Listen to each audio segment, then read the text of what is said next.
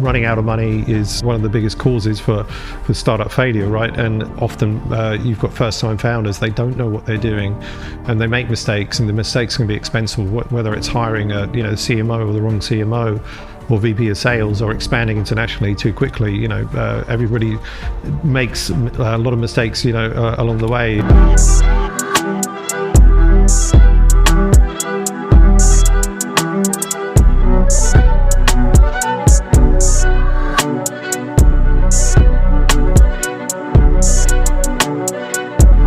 Hello everyone, and welcome back to Talk2Rami show. Today is an amazing day because I'm sitting here with Theuma from SaaStock, the CEO and the founder of SaaStock. The good thing is you started this SaaStock from a blog. Tell me about that, Alex. How did you? It was a blog, and it became a podcast and the show, and then now you're in Austin, Texas, and it's amazing. Yeah, exactly. 9 years later, we're here with the second SaaStock USA, and I kind of almost fell into this, right? I've always been entrepreneurial. Had loads of ideas, but I never kind of acted on any of those ideas. I just thought I was like an idea person, but didn't really know how to get things kind of moving, or didn't have that drive to get things moving. And after 12 years of selling other people's products and software, I was kind of thinking, like, am I ever going to do this entrepreneurial thing? But didn't have an idea at the time. So something I just sort of like, I wanted to kind of like test myself on things and push myself outside my comfort zone. So I decided to write a blog, and I thought, well, given that I'm in the cloud computing space, like, I'll try my hand at that. But what I kind of quickly noticed or found and thought was that I've never written a blog before. I'm not a writer. I also have never built a SaaS business, right? I've sold like software, but I've never built a SaaS business. So perhaps it's not going to be very good or authentic coming from me. So then when I was kind of looking at what was the content out there, I think I recognized a gap in the market where there wasn't a neutral voice, where there wasn't a community-driven blog. There was vendors and there was investors, and they had some biases about why they're writing content, which is natural why we do content marketing. But I thought, why don't we do a community-driven blog for SaaS companies, SaaS founders, help them grow their business? And I reached out to a bunch of people who were the experts and said, hey, like, just starting this thing called SaaScribe, would you like to write for it and help others grow their businesses? And most people said yes, and so I became this kind of editor role. But that quickly then, as you mentioned, it turned into, I'll do a podcast as well, and then why don't I do some meetups, because nobody's doing any meetups. And we had a newsletter and we had an email list, and then before I knew it, we had an engaged audience, and the engaged audience was saying, we want a conference, can you bring everybody together? So 1 year later, I did that in Dublin with the first SaaStock. 700 people, 34 countries came, and fast forward 9 years later, we get 4,000 people at the Dublin event. We're our second event in Austin this year, and we're obviously looking to scale that up. So it's great, and I just love getting founders together, getting them together with investors. They're kind of my people, and getting them kind of connected. That's what we try and do. Actually, today I am here with you at the SaaStock, and I see people that they're all engaging and talking. And I talked to a couple of them, and I asked them, how you like it? They said it gives us that platform that we need to talk to other people, to talk about our products, services, and get the feedback. And how important is that for your community or your platform, that you create that environment that people that can engage? Because I saw you had the different speakers from different backgrounds. We've always been intentional about this, right? I think for us, the number one reason that people, we believe, come to events or should go, is to connect and network and meet other people, and, as you say, get some of these feedback on the product, learnings from challenges that other people have or may have faced, and how they overcome them, right? And I think especially in this day and age, people are often sat behind their desk and or working remotely, and you're in a bit of a bubble and you're trying to figure things out. But these breakthrough moments can come when you meet people in person, and if you've got a lot of your type of people, a lot of your peers together, that's a lot of like knowledge transfer that can happen, right? So I think that's one thing. But actually doing it in having a great kind of pay it forward, help first sort of mindset and vibe is something, I don't know, like we must have designed it somehow, but it just seems that there is a kind of family, sort of like intimate community vibe at the SaaStock events. And it's not, whilst people are here also to do business, it's not overly salesy, right? Exactly. It's not just people coming in and can I sell you my product? It's like, how can I help first? Tell me about this. Okay, have you thought about this, etc. So we seemingly have like curated this over the years, and that seems to be like the vibe and the spirit of SaaStock events. I'm so happy you mentioned that, because as I was talking to other people, it wasn't very salesy, as you said. It wasn't like, hey, I got this software or this product, I want to sell it to you. They were all educational based. And that's, I think, is a big differentiation between SaaStock and other conferences, because it's a platform is built for you to come and learn. And if you are interested, of course, we can talk about that. But during your journey, what was the downfall that you have seen from the startup founders? Like, what do you see that is a common thread? I mean, there's a lot of, probably the biggest one is when people build something that nobody wants, right? So it was actually really interesting when I was speaking with Jason Fried earlier, in that he has like quite a contrarian view on many things, but they built their products and they built Basecamp for themselves first, before then going out to their customers and then evolving it to something that the customers want.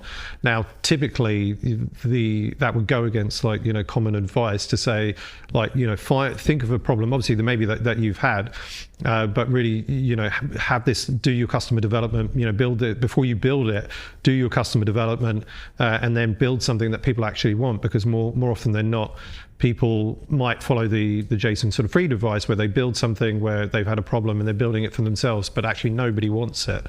So you've got to certainly, I think, like find the balance. So that would be obviously one thing. I mean, running out of money is like one of the biggest causes for startup failure, right? And this can be obviously often you've got first-time founders, they don't know what they're doing, and they make mistakes, and the mistakes can be expensive, whether it's hiring a CMO or the wrong CMO, or VP of sales, or expanding internationally too quickly.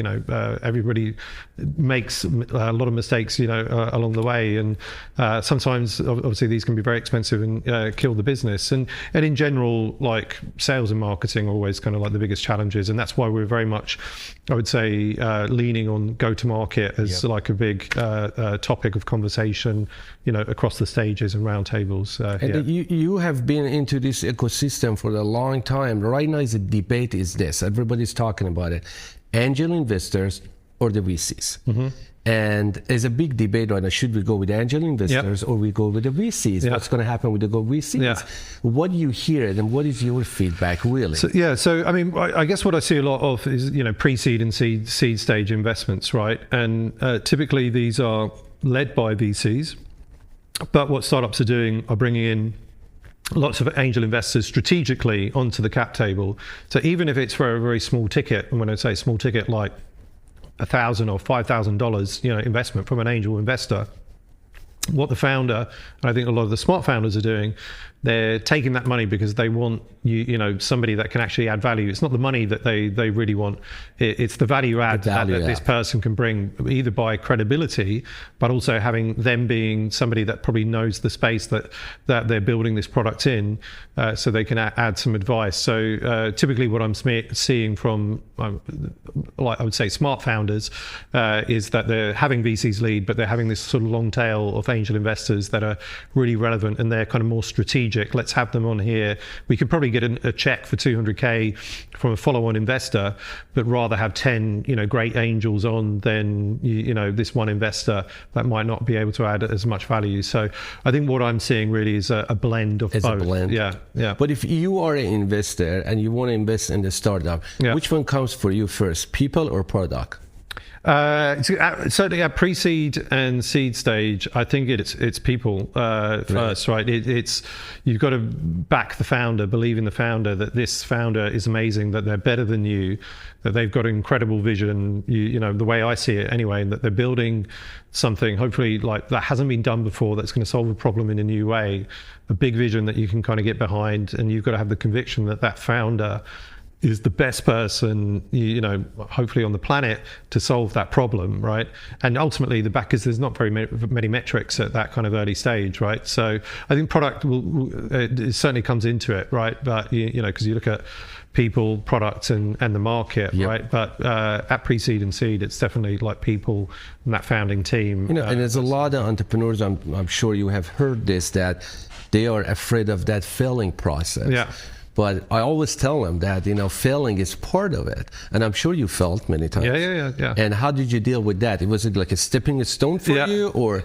Yeah, I mean, look, was it scary? I mean, they're always like a little bit scary because I say like big mistakes can kill businesses, right? Yeah. We've made mistakes. I think like one, and I've spoken about before, was in 2019. In 2018, we just had the Dublin conference, right? In 2019, I said, why don't we do 5 conferences in 5 continents, and we'll be the most global SaaS conference by, geography, by having, 5 different SaaStocks. Our team wasn't cut out for it in terms of having the right processes and the right systems. We also didn't have probably enough cash really to do that, because what I started to kind of find in my inbox, it was like, you've got another invoice to pay for this venue. Exactly. Keep going. And it was like, oh my god, this is like the bank balance is going in the wrong direction because we've got all these different events, and it was a lot of hard work. So my learnings from, I would say, a big mistake was, when you expand internationally, don't expand as fast as I did. Have the right systems and processes. You want to have, certainly in the event space, like one very profitable conference that can bankroll the next one, because ultimately you should consider, like when you're expanding internationally, certainly in events, that the first year will always lose money, that the second year maybe you should aim to break even, and the third year you go for profitability, and you've got to have that other event or some investment really to kind of support you through that. So that was a big one for me. I've learned from that, and now when you look at post-COVID, so in 22, post-COVID, we rebounded really well with, back with our Dublin event.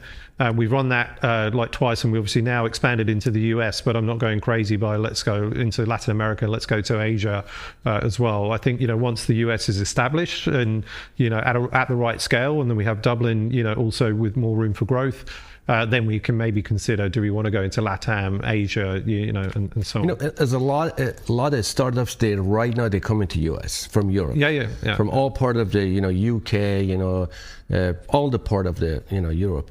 What is the difference, as you see, between that environment in Europe and here, and how they're going to adapt? Yeah. It's a good question. I mean, obviously, like the cultural differences are. They're quite big. They're quite big. I think I heard some. I was listening the other day, like on a podcast, and I think there was a similar question. But and there was a question around the work ethic of the Europeans not being as good as the Americans. They actually said, well, actually, they're not sure whether that's necessarily true. But certainly in America, you take less holidays than we do in Europe. I think one key difference that I've seen is the mindset and level of ambition is much greater in the US. We're much more humble in Europe, and we're like, I've got a 5 million. Take your time. Yeah, but we're also like, we've got to 5 million ARR, like fantastic. I've built a great business, and in the US, a US founder would not be happy with a 5 million ARR business. They're like, why is it not 100 million? Yes. So they're thinking a lot bigger over here. So we see those differences, and what we also see with the European companies that come over. Either typically they would have one of the co-founders come over to kind of help launch the company here and build the first hires. So they've got a bit of that European or company DNA and culture coming across with them, rather than just hiring a general manager for America and just letting them kind of go to it. Then you'll probably then end up with 2 companies with very different cultures. And that, I'm sure that the financial perspective is different too, because as far as the pricing, go to market, much more expensive here. It is much more expensive. Hiring talent is much more expensive. Like engineers, developers, salespeople, they're all so much more expensive, and it is a bit of a barrier to entry. And but I mean, obviously, if you're venture backed, and typically if we look at the venture backed SaaS companies that come over here, again, maybe like Series A might be too soon sort of these days, but if you've raised a good a good Series A or you're at Series B, then you should have some investment sort of like pot, which will enable you to make those US hires. But certainly for bootstrappers, it's very difficult because when they look at US salaries for Europeans, to try and build a business out here, it's like, well, we can pay somebody half this, in Europe. But obviously, you need people in market, right? But there's a lot of US SaaS companies right now, they actually use their labor in Europe.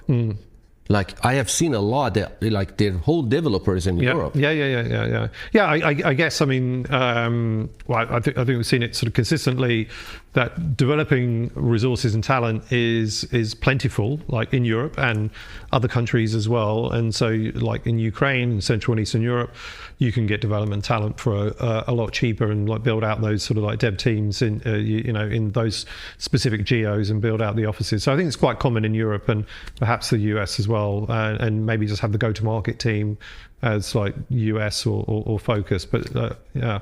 What is the future of SaaStock? Where do you see you going? Where do you want to be? Yeah. Those big dreams, and where are you going to go? How are you going to get there? Yeah, look, I mean, we're doing a fantastic here. Yeah, no, thanks. Yeah, well, obviously we're early days in the US, but like globally, I mean, the 3-year sort of like picture is that we have our SaaStock event in Dublin, which is the #1 leading B2B SaaS conference in Europe. Maintaining that position, growing, increasing the quality, rolling out new products, having it very focused around meetings, like as being the #1 part of it, and really facilitating quality one-to-one meetings. I think that's a key kind of focus for us. Obviously, then scaling out the US event, and then we've got our a SaaStock founder membership product as well, which is it's a private community and support network for B2B SaaS founders that are on their journey to 10 million, but also to 100 million. So like 2 different buckets there, and we want to help thousands of founders boost their velocity, scale faster through our conference and memberships products. A lot of people are listening to this, to you right now, and they're watching you. What advice you have for these new founders, startup founders, especially SaaS founders? Yeah. That they want to come to the market. Yeah. What advice you have for them? Yeah, good question. I mean, obviously, lots of advice. I think like it's a very hard, it's hard being a founder, right? It's especially hard in SaaS because it's a very craft business. If you're doing it the first time, you can't figure everything out yourself. So get out there, build, be part of a support network, be part of a community, connect with others. Sure. Like you say, you get so much feedback faster. That feedback loop will be really quick if you do that. And so, I mean, I think my #1 advice would be just, find the right sort of like community peer. You've obviously got to do, like when you're early stage, really focus on the product building, sales, etc. But you just got to remember, don't just be heads down on the desk and working in the business all the time. Get out, meet other people that have been there, sort of done that, because you can learn things very quickly, which might save you a lot of time and money. Yeah, I always say that things happen when people, they come together, when they collaborate, when they connect genuinely, and then they help one another. Like I see down there right now that a lot of startup founders, they were actually talking. That was so amazing. They were talking and exchange idea.